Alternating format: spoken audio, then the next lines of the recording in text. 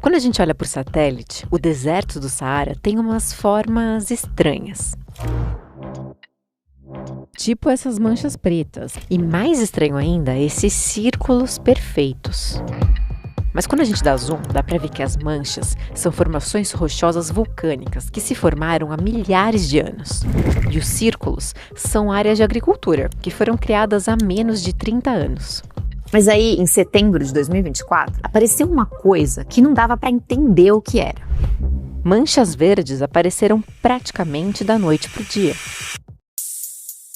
Um satélite da NASA que monitora a Terra registra e divulga imagens diárias do planeta. E foi por satélite que deu para ver o que eram essas manchas verdes no meio do deserto. Eram lagos que se formaram depois que chuvas torrenciais caíram num dos lugares mais secos do mundo.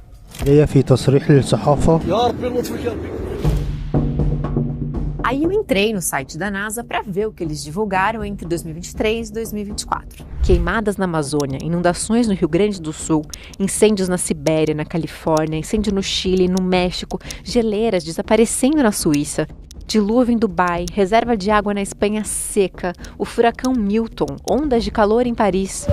Aliás, falando em Paris, o Acordo do Clima, feito lá em 2015 e assinado por 195 países, previa diminuir os gases do efeito estufa de uma tal maneira que, em 2050, a temperatura média da Terra não ia ultrapassar 1,5 graus.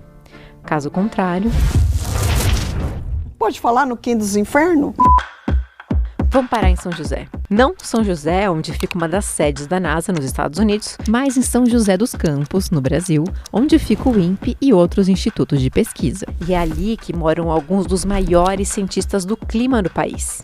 E se alguém pode dizer o que tem de diferente, pelo menos nos 2 últimos anos na Terra, são eles. Quando chega na questão climática, que vai fazer a pandemia de Covid parecer um passeio no parque, a gente tem que ouvir os cientistas da área e falar o que a ciência da área está dizendo.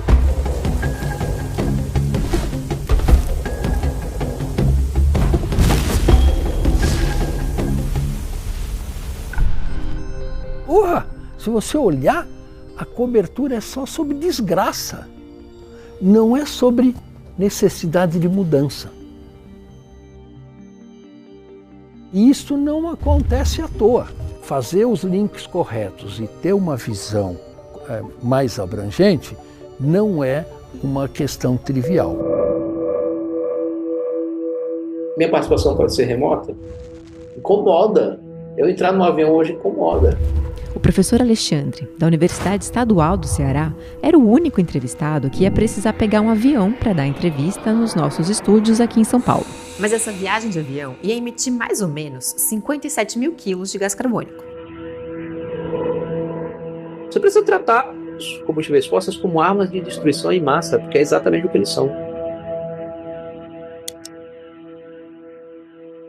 O que observamos é que 2024 foi o ano em que a temperatura do planeta atingiu uma média de 1,6 graus Celsius e isso significa que esta temperatura é a mais alta dos últimos 125 mil anos no clima terrestre. O Acordo de Paris fala bem abaixo de 2 graus. Não é 2 graus, é bem abaixo de 2 graus. E tem que dar esforço para ficar abaixo de 1,5. O 1,5 está perdido em fins práticos. A minha preocupação já é assim, nós estamos muito provavelmente há 10 anos de inviabilizar o Acordo de Paris. Então o Acordo de Paris como uma fantasia. Now, last year saw the fastest annual rise in the concentration of carbon dioxide in the Earth's atmosphere. A ciência já demonstrava, quando a temperatura do planeta atingisse 1,5 graus mais quente do que antes do aquecimento global, os fenômenos extremos, ondas de calor, chuvas extremas, secas, incêndios florestais, rajadas de vento, todos esses fenômenos, eles aumentariam muito. A gente chama isso matematicamente um crescimento exponencial. Não é só que eles tenham ficado mais intensos. Aparecem algumas outras mudanças que a gente inicialmente não tinha elas no radar. Antes, dias para o furacão ser desenvolver, né? Hoje em dia, você com 24 horas, você sai de Cat 1 para Cat 5. Na manhã desta quarta, Milton estava a 400 quilômetros. O fenômeno será mortal e catastrófico. Então quer dizer que é como se tudo tivesse saído do controle? Porque no Acordo de Paris, a ciência defendeu que a temperatura da Terra não podia passar de 1,5 graus até 2050. Mas a gente ainda está em 2025 e pelo menos durante 2024 a gente passou de 1,5 graus. Então, o que aconteceu?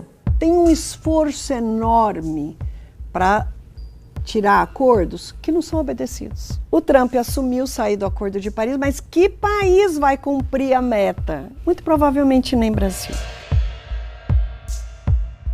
O segundo ponto, os inventários não são totalmente realistas. O inventário é um documento que lista todas as emissões de gases de efeito estufa de um país. As queimadas efetivamente são a maior fonte de emissão de carbono da Amazônia. Elas não entram no inventário brasileiro. Eu sempre falo isso com o pessoal do governo, aí o pessoal responde: mas é assim que todo mundo faz. Para que nós vamos aumentar nossas emissões se o resto não aumenta, né? Por exemplo, as queimadas no Canadá, nos Estados Unidos, são considerados eventos naturais e no inventário só entra ações humanas. Então, não entra, mas ela é efetiva. Isso quer dizer o seguinte: a emissão é muito maior. Então se previa que a temperatura global poderia atingir 1,3 graus em 2023. Aí, de repente, ela subiu até 1,5 graus. Nunca subiu tão rápido a temperatura, nunca os oceanos foram tão quentes. O El Niño desapareceu em abril de 2024, a temperatura continuou muito alta. Então, o que é isso? Milhares de cientistas estão tentando explicar por que subiu tanto a temperatura. E um desses cientistas é o Antônio Nobre, que no caso é irmão do Carlos Nobre. Eu fui chamado de alarmista por alguns colegas e mesmo por alguns órgãos de mídia, porque eu venho falando que é muito pior do que os climatologistas estavam dizendo, que as coisas iam entrar em ruptura muito antes. O que está acontecendo na natureza e que aconteceu que, de certa forma, vamos falar assim, iludiu um pouco os meteorologistas, os climatologistas, foi que a natureza tem essa capacidade de equilíbrio. Então, o abuso que foi feito por décadas, por séculos, não foi totalmente percebido, porque a natureza estava trabalhando intensamente para equilibrar. Cada vez que uma pessoa tem um pileque, que toma um porre, no dia seguinte você tem uma ressaca, aí 2 dias depois você está bom. Então o corpo consertou.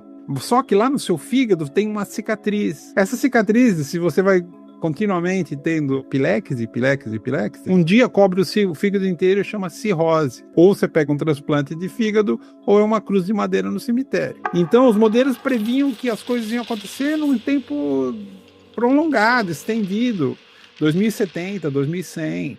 E está acontecendo já agora, e numa velocidade assustadora. Por quê? Porque a gente está caindo no chão finalmente.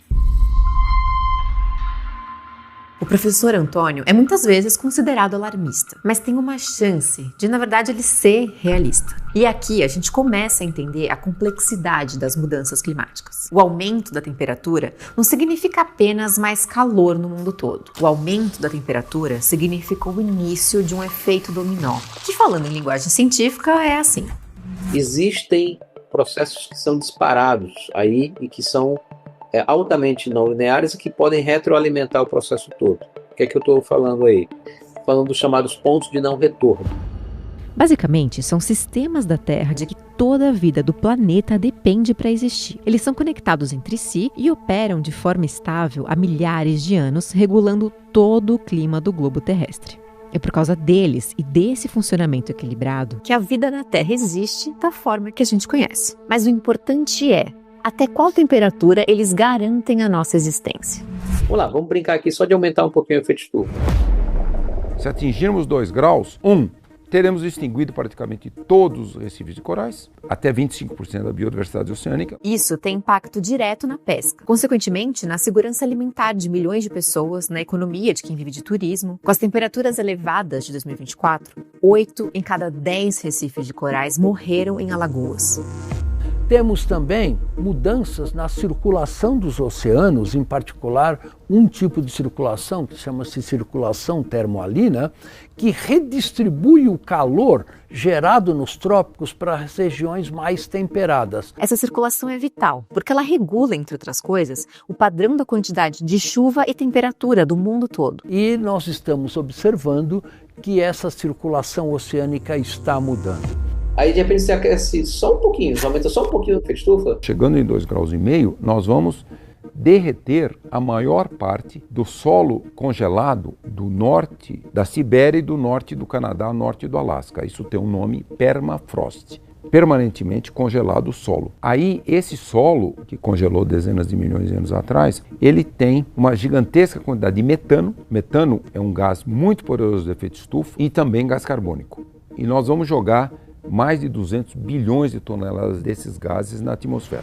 Isso aí é game over o clima. Assim como é game over a geleira do fim do mundo, a geleira Thwaites da Antártica Ocidental. Ela funciona meio que como uma rolha que prende uma massa de gelo muito grande. Se a Thwaites sai e deixa esse gelo vir, são 40 centímetros de elevação do nível do mar. Quase instantâneo. 40 centímetros é o suficiente para que milhões de pessoas percam suas casas no mundo todo.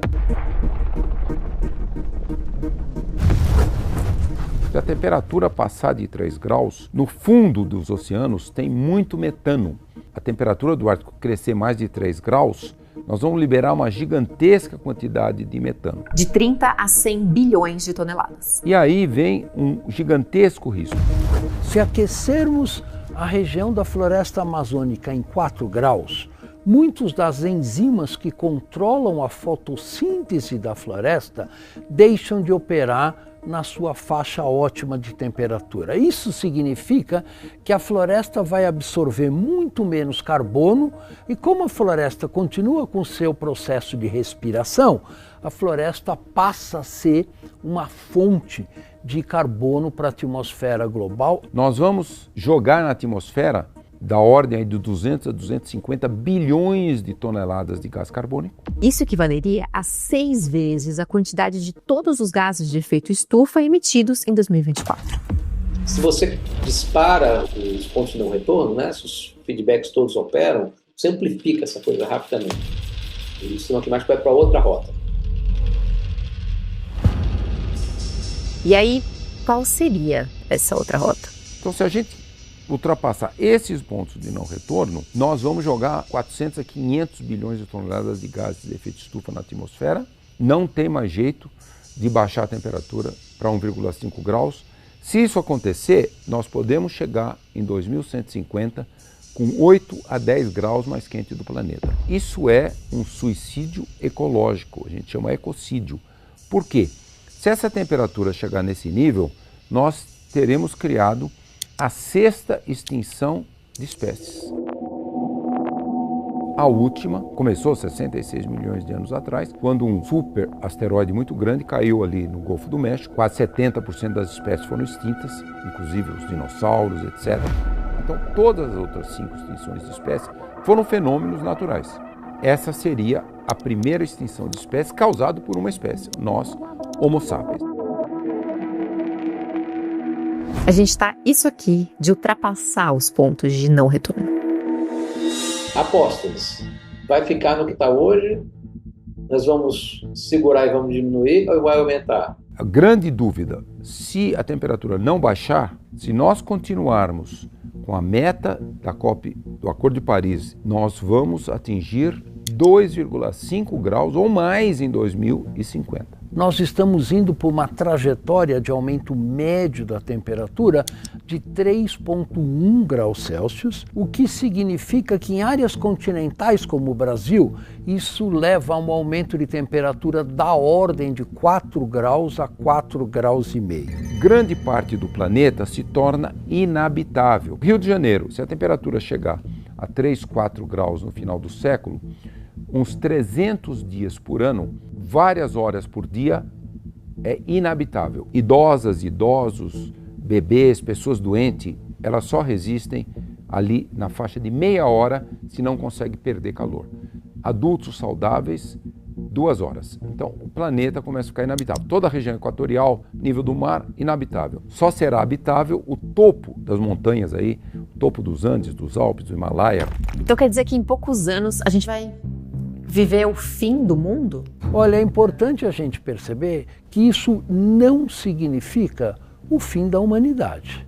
Isso não é o fim do mundo, mas que nós vamos ter um mundo muito diferente, com um clima muito diferente já nas próximas décadas do que tivemos há 30, 40 anos atrás.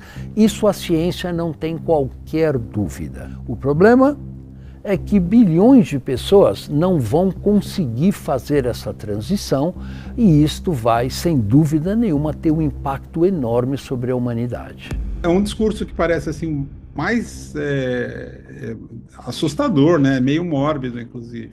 Mas é uma realidade. Eu não consegui, ao longo de 30 anos, 40 anos, fazer as pessoas prestarem atenção nesse discurso. Eu sinceramente acho que a gente vai passar por uma quantidade de mortes, de um enorme volume da população muito grande. E isso tem um impacto dentro de mim terrível. É como ser aquela vidente que vê aquelas cenas catastróficas e isso impacta demais, né? E esse é o motivo da minha angústia interna. Eu passei mais de anos sofrendo de depressão por causa disso. De desespero. Não vai dar para fazer mais. O que nós vamos fazer? Né? Mas a essa altura, ainda tem alguma coisa que a gente possa fazer? O erro da tua frase está no agente. Não é a gente. É o sistema econômico.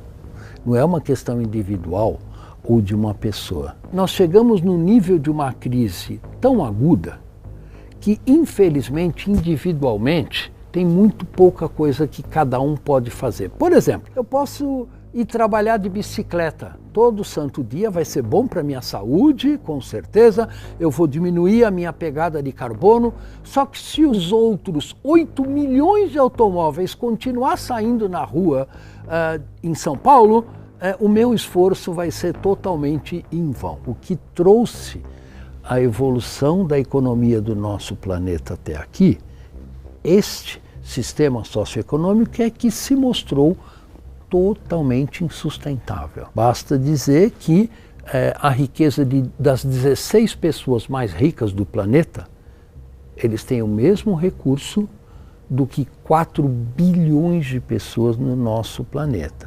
Isto é sustentável? Certamente não é. Pessoas como o bilionário americano Elon Musk admitem os riscos das mudanças climáticas. Mas eles falam que as mudanças são mais lentas do que os alarmistas alegam. E ok, isso pode ser verdade se você for um bilionário. A SpaceX do bilionário Elon Musk realizou na quinta-feira o 8º voo de teste de seu mega foguete Starship.